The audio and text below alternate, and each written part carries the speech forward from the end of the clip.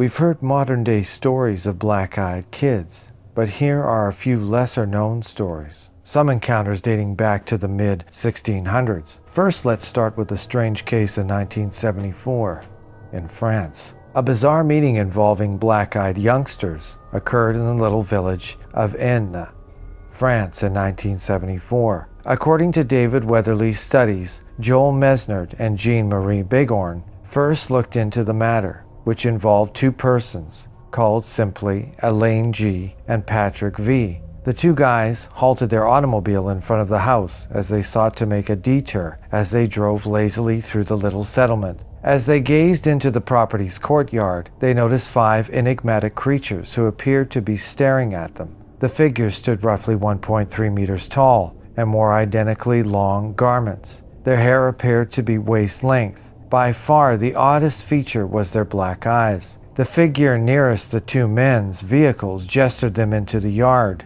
The men rushed away from the site, nervous and terrified. They subsequently returned with a group of individuals, but there was no indication of weird figures they had seen earlier that day. When the investigators checked with the residents in the vicinity, a neighbor confirmed that he had seen weird individuals as well. He had observed them playing on the road and assumed they were children.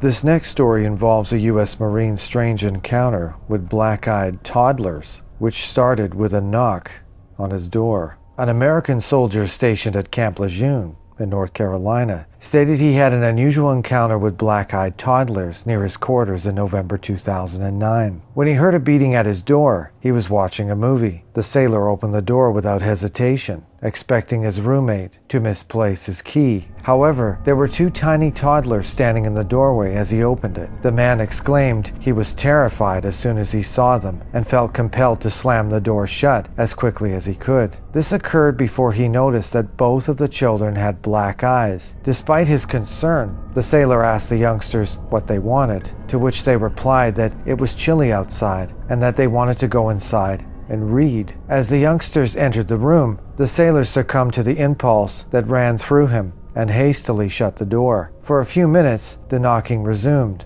along with a knock from his window. The next morning, the sailor asked some questions, but the few people he saw said they hadn't seen or heard anything unusual. The Strange Tale of Carrie Kisner of North Carolina. Carrie Kisner, 20, took a detour on her way home from Wake Tech Community College in Raleigh, North Carolina, and stopped at the Triangle Town Center Mall. She returned to her car in the parking lot after visiting the mall. She spotted an odd, almost sickly boy conversing to an older lady as he did so.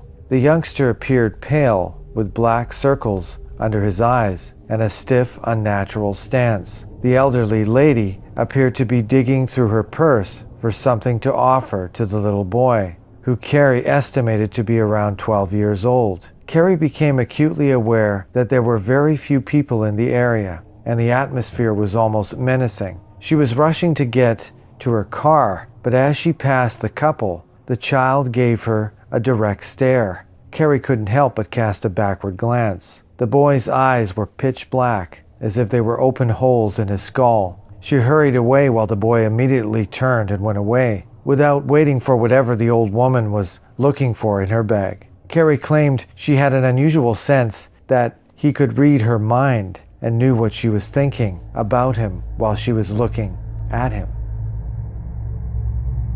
Black-eyed ghost caught on camera in London. Catherine Howard's reputed black-eyed ghost is said to appear regularly at Hampton Court Palace, crouching in the gallery and peering over the rails, despite the fact that she was considered an adult when she was beheaded at the age of 21 in 1542. According to legend, Catherine escaped her guard for a brief while after being imprisoned at Hampton Court and traveled this path in a desperate hunt for King Henry VIII to implore him to spare her life. Tyre, a bus driver, decided to take some shots of the impressive edifice while waiting for his passengers to return from sightseeing. He said he couldn't see the appearance black when he took the image. It wasn't until he and a friend went home that they spotted the unusual female, clothed in what appeared to be a white dress, staring at them. Several Hampton Court staff members reported the child had been seen by many individuals over the years. Whether it was Catherine Howard or a black-eyed stranger is yet to be known.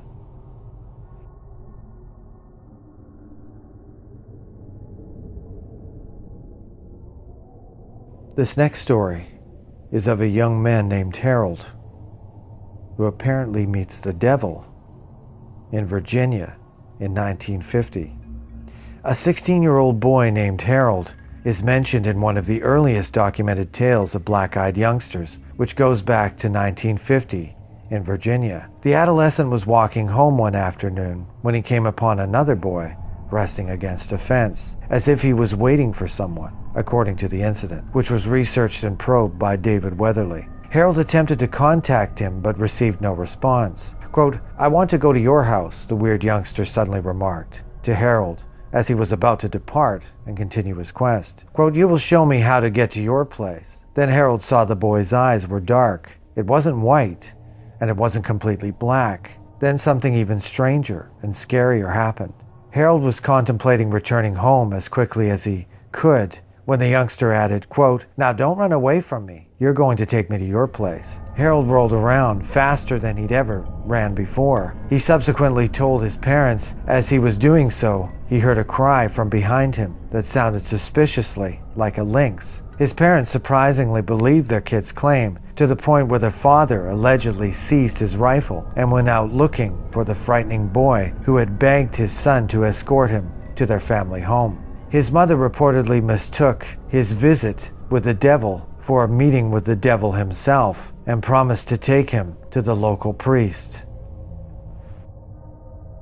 Black-eyed children approach a gas station in Louisiana. In September 2015, Darkness Radio broadcasted a weird report of a meeting with black-eyed youngsters that allegedly occurred at a gas station in northeastern Louisiana. In November of 2012, a meeting was held. The gas station was a lonely structure adjacent to the highway, and it was the only gas station for miles. It was around 3 a.m., and the attendant was going about his business when the current abruptly ceased, throwing him into darkness. The attendant returned to the backup gas generator and turned it on, using his phone as a makeshift flashlight. Only the parking lot and the lobby to the register were lit when the backup lights turned on. The remainder of the gas station was completely dark. Because the neighborhood was experiencing heavy winds that evening, the companion was unconcerned, assuming that the power outage was almost likely caused by poor weather. That is, until he noticed movement on the horizon of the darkness. After a few moments, he was searching, and he discovered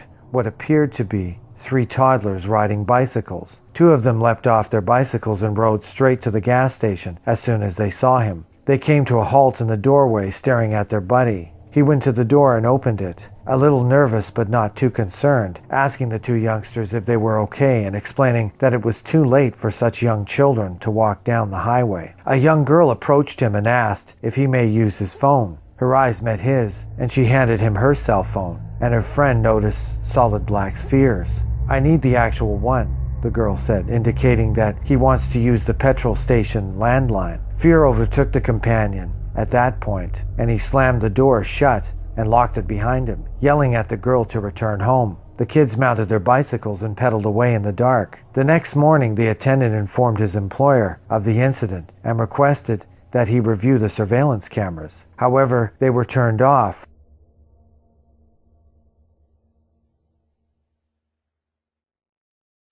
Nightly smoke turns into strange sightings in Massachusetts. One of Jim Still's daily hobbies was getting out of the house and enjoying a cigar outdoors in the early evening. At one point during his night smoke, Stills began to notice a strange boy walking awkwardly down the street. He saw the boy every night, and for reasons he could not explain, he became more and more anxious with each passing night, so much so that he gave up the pleasure of the night and stayed at home. He supervised the boy from the safety of his house, who continued to appear every night, walking the street with a stiff walk, sometimes staying out until the early hours of the morning. Still's fascination in the youngster faded with time, and he eventually forgot about the bizarre appearances. When he went out the front door to get a cigarette one evening, he came to a complete halt when he noticed the youngster seated directly in front of him. He had absolutely dark eyes and was devoid of any emotion when he gazed at him. Stills was sternly urged to let the youngster into his home. Stills hurried back to the house and slammed the door in the face of the scared toddler. He reassumed his night watch for the odd child, and despite the fact that he never saw him again, he seems to have avoided leaving his house after dark.